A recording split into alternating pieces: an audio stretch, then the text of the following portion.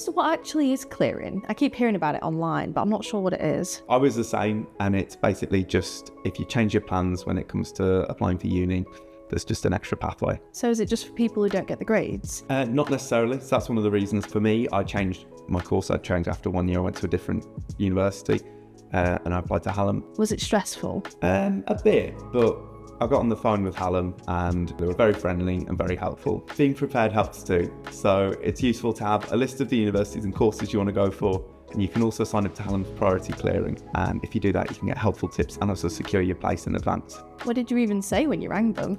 Well, I had my UCAS number at the ready and I just kind of explained the situation to them and they were just dead helpful. And it all worked out in the end, everything was all right? Yeah, so I called them up in the morning, got through to the clearing hotline. They put me through to a lecturer. Yeah, by the end of the day, it was all sorted. And, it didn't feel like an interview or anything. It was just, nice and relaxed. And now I study sports journalism and I love it. That's actually really helpful though, thank you.